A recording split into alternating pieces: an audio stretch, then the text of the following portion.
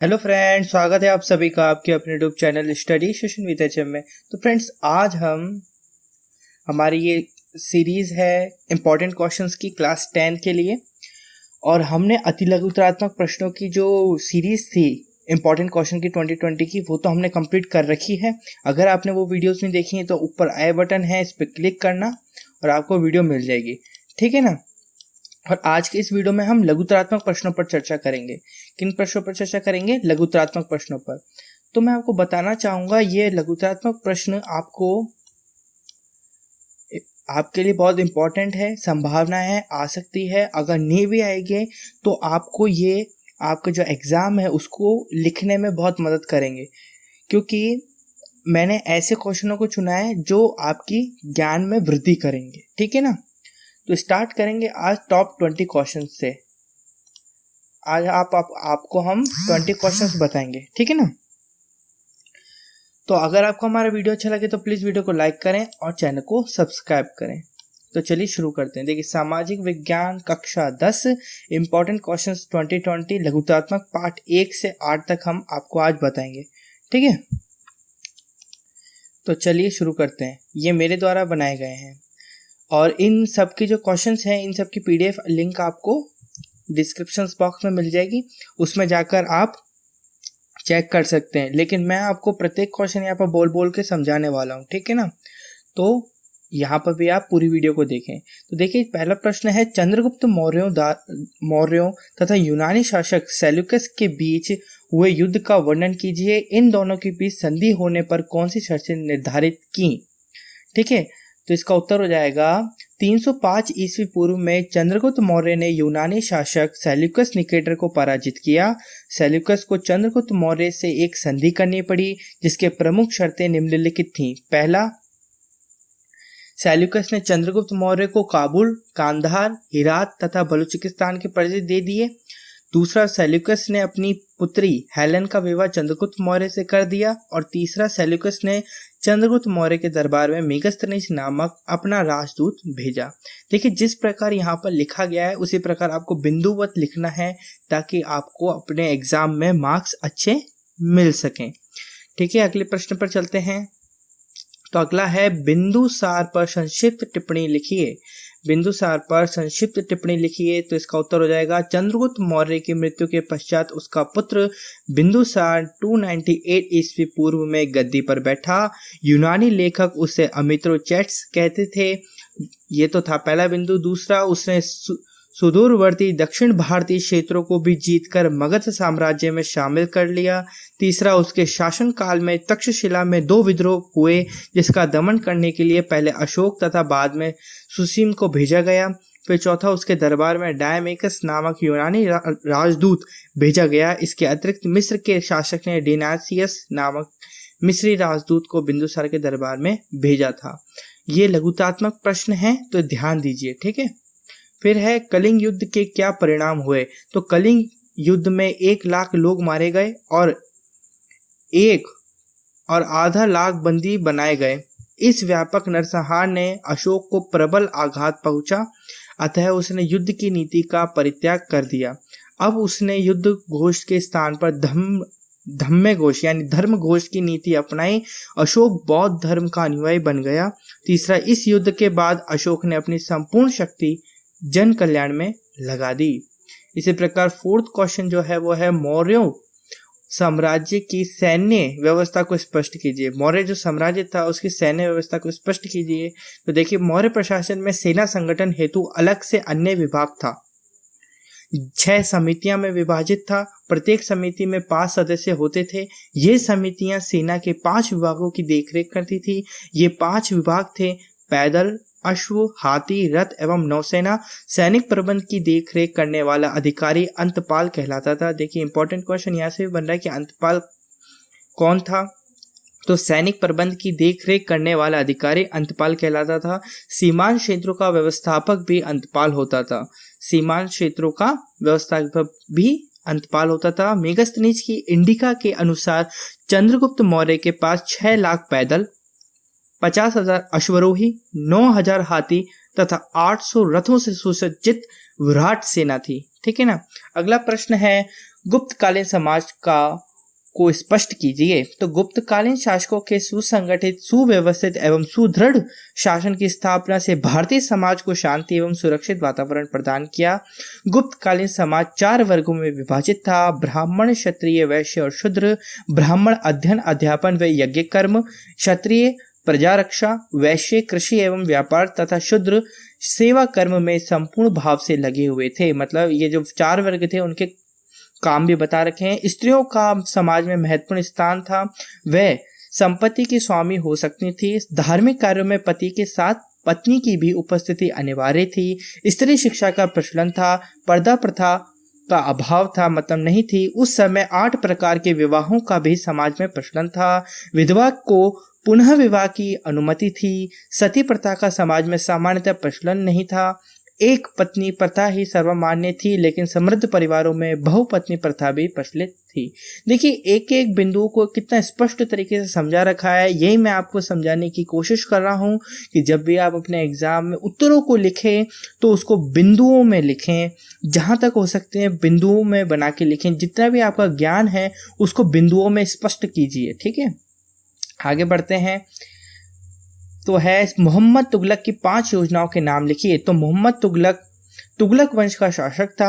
यह अपने पिता गयासुद्दीन तुगलक की मृत्यु के पश्चात दिल्ली सल्तनत का सुल्तान बना। इसकी 5 योजनाएं निम्नलिखित थीं: देवगिरी को राजधानी बनाना, सांकेतिक मुद्रा चलाना, खुरासान पर आक्रमण करना, कराचील की ओर अभियान और दोआब में कर वृद्धि करना। ठीक है ना। अगला बढ़े तो 7वां है, बलबन ने लौह और रक्त की नीति के अनुकरण से दिल्ली सल्तनत को किस प्रकार सुदृढ़ बनाया। तो देखिए, बलबन तुर्किस्तान के इल्बरी कबीले से संबंधित था। बलबन तुर्किस्तान के इल्बरी कबीले से संबंधित था। बलबन ने अपने शत्रुओं के प्रति लौह और रक्त की नीति अपनाई, जिसमें पुरुषों को मार दिया जाता था और बच्चों व स्त्रियों को गुलाम बनाया जाता था। उसने मंगोलों का सामना करने के लिए एक सैन्य विभाग दीवाने आरिज का पुनर्गठन किया। उसने कटिहार, दोआब तथा बंगाल के विद्रोहियों का सफलतापूर्वक दमन किया। बलबन तुर्क अमीरों के विद्रोह से परिचित था। इसी कारण उसने दरबार में कठोर अनुशासन बनाए रखा। कानून व्यवस्था की स्थिति को व्यवस्थित करना, चोरी व डाकुओं का दमन तथा राजपूत जमींदारों के शासन विरोधी विद्रोह को कुचलना उसके प्रमुख कार्य थे। आगे बढ़े तो क्वेश्चन नंबर 8 है, सिकंदर गज के बारे में बताइए। बहुत इंपॉर्टेंट प्रश्न है, आने की संभावना है। सिकंदर गज के बारे में बताइए। तो लोदी वंश का शासक सिकंदर था। वह न्याय प्रबंध एवं राजस्व सुधार के लिए जाना जाता है। इसने भूमि की नाप और उसके आधार पर भूमि कर निर्धारित करने का कार्य किया। इसने भूमि नाप के लिए 30 इंच का एक गज चलाया, जिसे सिकंदरी गज या गज ए सिकंदरी के नाम से जाना जाता था। राष्ट्रवाद से क्या तात्पर्य है? बहुत इंपॉर्टेंट प्रश्न है। राष्ट्रवाद से क्या तात्पर्य है? तो राष्ट्रवाद एक ऐसी भावना है जिसमें व्यक्ति की उच्चतम निष्ठा राष्ट्र के प्रति समर्पित होती है। यदि संतुलित राष्ट्रवाद है तो राष्ट्र की उन्नति होती है, परंतु राष्ट्रवाद की अति विषम परिस्थितियां युद्धों को जन्म दे सकती है। स्वतंत्रता की इच्छा और राष्ट्र बनने की सशक्त अभिव्यक्ति अमेरिका के स्वतंत्रता संग्राम में देखी जा सकती है। राष्ट्रीय राज्य की यूरोप में पहली स्पष्ट अभिव्यक्ति 1789 ईस्वी की फ्रांसीसी क्रांति के साथ हुई। इस क्रांति ने ही राष्ट्रवाद को यूरोप में प्रसारित करने में मुख्य भूमिका निभाई। अगला प्रश्न है 10वां, गैस्टाइन की संधि की प्रमुख शर्तों का उल्लेख कीजिए। ये भी इंपॉर्टेंट प्रश्न है। इसका उत्तर हो जाएगा 14 अगस्त 1865 को संपन्न हुई गैस्टाइन की संधि की प्रमुख शर्तें निम्नलिखित थीं। पहला, श्लेस्विग पर प्रशा का अधिकार मान लिया गया। दूसरा, हॉलस्टाइन पर ऑस्ट्रिया का अधिकार स्वीकार कर लिया गया। तीसरा, प्रशा ने लायन बर्ग की डची ऑस्ट्रिया से खरीद ली। कोल नामक बंदरगाह पर प्रशा को किलाबंदी करने का अधिकार मिल गया। ठीक है। अगला है, जर्मन के एकीकरण में बिस्मार्क का योगदान लिखिए। तो देखिए, बिस्मार्क का योगदान 3 बिंदुओं से मिलकर बनता है। यदि आपको पता होगा, डेनमार्क से युद्ध एवं गैस्टाइन की संधि, दूसरा ऑस्ट्रिया प्रशा युद्ध एवं प्राग की संधि, फ्रैंको प्रशियन युद्ध एवं फ्रैंकफर्ट की संधि। तो मैं इसको पूरा बताने वाला हूँ, ध्यान से समझिए, वापिस एक बार रिवीजन हो जाएगा। लेकिन प्रशा के शासक विलियम प्रथम ने बिस्मार्क को अपना चांसलर नियुक्त किया। बिस्मार्क एक चतुर राजनीतिज्ञ, अंतर्राष्ट्रीय मामलों का जानकार तथा कूटनीतिक कुशलता से परिपूर्ण व्यक्तित्व का धनी था। उसका मानना था कि उस काल की बड़ी समस्याएं भाषण और बहुमत के प्रस्ताव द्वारा नहीं बल्कि रक्त और लौह की नीति से सुलझ सकती थी। उसने जर्मनी का एकीकरण का कार्य 3 चरणों में किया। पहला, डेनमार्क से युद्ध एवं गेस्टाइन की संधि, जो कि 14 अगस्त 1865 ईस्वी से है। गेस्टाइन समझौता ऑस्ट्रिया की राजनीतिक भूल बिस्मार्क की बड़ी कूटनीतिक विजय थी। बिस्मार्क ने ऑस्ट्रिया के साथ हॉन्स्टाइन के आगामी प्रश्न पर युद्ध की पृष्ठभूमि तैयार कर दी। दूसरा है ऑस्ट्रिया प्रशा युद्ध एवं प्राग की संधि। तो 3 जुलाई 1866 ईस्वी को सेडोवा कॉनिग्राज का निर्णायक युद्ध हुआ, जिसमें ऑस्ट्रिया पूर्ण रूप से पराजित हुआ और ऑस्ट्रिया प्रशा के मध्य 23 अगस्त 1866 को प्राग की संधि हुई। हॉन्स्टाइन डची प्रशा में शामिल हो गई तथा प्रशा के नेतृत्व में उत्तरी जर्मन परिसंघ बनाया गया, जिसमें ऑस्ट्रिया को शामिल नहीं किया। तीसरा है फ्रैंको प्रशियन युद्ध एवं फ्रैंकफर्ट की संधि। तो 15 जुलाई 1870 ईस्वी को फ्रांस व प्रशा के बीच युद्ध प्रारंभ हो गया। 28 फरवरी 1871 को प्रशा फ्रांस युद्ध समाप्त हो गया। 21 फरवरी 1871 ईस्वी को फ्रैंकफर्ट की संधि दोनों के बीच हुई। इस संधि में फ्रांस को मेज व स्ट्रासबर्ग सहित अल्सास व लॉरेन के प्रदर्शन जर्मनी को देने पड़े। कहा जा सकता है कि जर्मनी का एकीकरण रक्त और लौह की नीति, बिस्मार्क के दृढ़ निश्चय, अदम्य साहस तथा कूटनीतिक कुशलता के कारण ही हो सका। आगे बढ़े तो है 12वां प्रश्न, प्राग संधि पर संक्षिप्त टिप्पणी लिखिए। तो जब हॉन्स्टाइन में जर्मन लोग ऑस्ट्रिया के विरुद्ध आंदोलन कर रहे थे, बिस्मार्क गुप्त रूप से उन्हें समर्थन दे रहा था। दूसरी ओर ऑस्ट्रिया हॉन्स्टाइन में ड्यूक ऑफ ऑगस्टनबर्ग के पक्ष में चल रहे आंदोलन को प्रोत्साहित कर रहा था। इस मुद्दे पर ऑस्ट्रिया और प्रशा में युद्ध प्रारंभ हो गया, लेकिन 3 जुलाई 1866 ईस्वी को सेडोवा कॉनिग्राज का निर्णायक युद्ध हुआ, जिसमें ऑस्ट्रिया पूर्ण रूप से पराजित हुआ और ऑस्ट्रिया व प्रशा के मध्य 25 अगस्त 1866 ईस्वी को प्राग की संधि हुई। हॉन्स्टाइन डची प्रशा में शामिल हो गई तथा प्रशा के नेतृत्व में उत्तरी जर्मन परिसंघ बनाया गया, जिसमें ऑस्ट्रिया को शामिल नहीं किया गया। आगे बढ़े तो नेपोलियन को इटली में राष्ट्रवाद का जन्मदाता क्यों कहा जाता है? वेरी इंपॉर्टेंट प्रश्न है। आगे बढ़ते हैं, क्या उत्तर है इसका। नेपोलियन ने इटली की विजय के बाद इटली की गणतंत्र की स्थापना की थी और सम्राट बनने के पश्चात उसने अनेक छोटे बड़े राज्यों को समाप्त कर उन्हें केवल 3 भागों में समूहित कर दिया था। उसने सामंतवादी व्यवस्था समाप्त कर दी तथा आंतरिक व्यापार पर प्रतिबंधों का अंत कर दिया। उसने संपूर्ण इटली में एक समान कानून लागू किए। जब नेपोलियन ने इटली का उपनिवेश के रूप में प्रयोग किया तो इटली वासियों की राष्ट्रीय भावनाएं भड़क उठी। इन्हीं कारणों से नेपोलियन को इटली में राष्ट्रवाद का जन्मदाता कहा जाता है।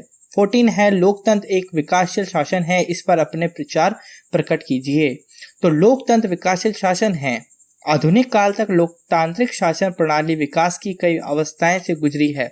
प्रारंभ में यह व्यक्तिवादी लोकतंत्र था, जो बाद में उदारवादी लोकतंत्र में बदल गया और वर्तमान में ये लोक कल्याणकारी राज्य की धारणा से संबंधित हो गया है। इस विकास का परिणाम यह हुआ कि जहां प्रारंभ में लोकतंत्र ने व्यक्ति की राजनीतिक स्वतंत्रता व समानता तथा संवैधानिक शासन यानी विधि के शासन पर ही बल दिया था, वहां अब यह सामाजिक व आर्थिक क्षेत्र में समानता व न्याय के सिद्धांत को भी स्वीकार करने लगा है। इस प्रकार लोकतंत्र के विकास ने उसके मूल्यात्मक स्तर में वृद्धि की है। आगे बढ़े तो प्रश्न नंबर 15, लोकतंत्र के सफल संचालन के लिए आवश्यक 3 शर्तों का उल्लेख कीजिए। तो लोकतंत्र के सफल संचालन के लिए निम्नलिखित आवश्यक परिस्थितियों का होना आवश्यक है। पहला, शांति तथा व्यवस्था। दूसरा, सुदृढ़ राष्ट्रीय अर्थव्यवस्था और शिक्षित व जागरूक जनता। तो पहला है, लोकतंत्र की सफलता के लिए जरूरी है कि देश में आंतरिक व्यवस्था सामान्य हो और युद्ध या बाहरी आक्रमण का भय नहीं हो। दूसरा, लोकतंत्र की सफलता के लिए यह जरूरी है कि राष्ट्र की अर्थव्यवस्था पर्याप्त मजबूत हो। यदि राष्ट्रीय अर्थव्यवस्था औद्योगिक संकट से गुजर रही होती है तो अर्थव्यवस्था लड़खड़ा जाती है, जिससे लोकतंत्र शासन का अंत हो जाता है। तीसरा है, लोकतंत्र की सफलता के लिए जनता का शिक्षित एवं जागरूक होना आवश्यक है। शिक्षित जनता ही लोकतंत्र की समस्याओं को तथा इसकी प्रक्रिया को समझने में समर्थ होती है और स्वस्थ जनमत का निर्माण कर सकती है। और 16 है राज्य मंत्रिपरिषद की श्रेणियों को संक्षेप में बताइए। तो मैंने आपको पहले भी बताया था, राज्यों की मंत्रिपरिषद में निम्नलिखित 3 श्रेणियां होती है। पहले कैबिनेट मंत्री, दूसरा राज्य मंत्री और तीसरा उप मंत्री। तो कैबिनेट मंत्री ही सामूहिक रूप से शासन की नीति का निर्धारण करते हैं, सबसे मेन कैबिनेट होते हैं। फिर दूसरे स्तर के मंत्री होते हैं राज्य मंत्री, दूसरे स्तर के मंत्री होते हैं। कुछ राज्य मंत्रियों के पास किसी विभाग का स्वतंत्र प्रभार भी दिया जा सकता है और कुछ राज्य मंत्री कैबिनेट मंत्री के कार्य में हाथ बटाते हैं। और उप मंत्री ये तीसरी श्रेणी के मंत्री होते हैं जो कैबिनेट मंत्री के सहायक के रूप में कार्य करते हैं। आगे बढ़े तो 17 प्रश्न है, मुख्यमंत्री राज्य का मुख्य प्रशासक होता है, आप इस पद पर रहकर किन किन कार्यों को करेंगे? तो मुख्यमंत्री पद पर रहकर मैं शांति व्यवस्था बनाए रखूंगा। फिर मैं राज्य की विकासकारी योजनाओं का निर्माण करने तथा उन्हें क्रियान्वित करने में प्रमुख भूमिका निर्वाह करूंगा। मैं राज्य की वित्तीय व्यवस्था पर निगरानी रखूंगा तथा उचित वित्त प्रबंधन में प्रमुख भूमिका निभाऊंगा। फिर 18 है, किन्हीं 3 ऐसी परिस्थितियों का उल्लेख कीजिए जिससे किसी विधानसभा के सदस्य की सदस्यता का अंत हो जाता है। तो सदस्यों की सदस्यता का अंत कैसे होता है? विधानमंडल के दोनों सदनों की सदस्यता का अंत निम्न में से किसी भी परिस्थिति में हो सकता है। पहला, या तो कोई भी व्यक्ति यदि राज्य विधानमंडलों के दोनों सदनों का सदस्य निर्वाचित हो जाता है तो उसे एक सदन से त्यागपत्र देना होगा। इसी प्रकार कोई भी व्यक्ति राज्य के विधानमंडल और संसद दोनों का एक साथ सदस्य नहीं रह सकता। दूसरा, कोई भी सदस्य यदि विधानमंडल से संबंधित सदन की बैठक में सदन की आज्ञा के बिना लगातार 60 दिन तक अनुपस्थित रहता है तो इस परिस्थिति में अंत हो सकता है उसका सदस्यता का। तीसरा, यदि किसी सदन का सदस्य हो चुकने के बाद उसमें सदस्यता के लिए निर्धारित योग्यता नहीं रह जाती है या उसमें कोई निर्धारित अयोग्यता पैदा हो जाती है तो भी ऐसा हो सकता है। आगे दामोदर घाटी परियोजना पर टिप्पणी लिखिए। तो दामोदर घाटी परियोजना पश्चिमी बंगाल एवं झारखंड की संयुक्त परियोजना है। इस परियोजना का उद्देश्य पश्चिम बंगाल व झारखंड में नदी घाटी का आर्थिक विकास कर लोगों के जीवन स्तर को सुधारना है। इस हेतु इस नदी पर कई बांधों एवं विद्युत गृहों का निर्माण किया गया है तथा 2500 किलोमीटर लंबी नहरी प्रणाली का विकास किया गया है। लास्ट है, माही बजाज सागर परियोजना पर संक्षिप्त टिप्पणी लिखिए। तो माही बजाज सागर परियोजना माही नदी पर बनी राजस्थान एवं गुजरात की संयुक्त परियोजना है। इससे राजस्थान के डूंगरपुर एवं बांसवाड़ा के आदिवासी जिलों में सिंचाई एवं विद्युत सुविधाओं का विकास हुआ है। इस परियोजना में बांसवाड़ा में माही बजाज सागर बांध एवं गुजरात में कड़ाना बांध बनाया गया है। नहरी प्रणाली को विकसित करने के उद्देश्य से पिकअप बांध बनाया गया है तथा विद्युत तंत्र के विकास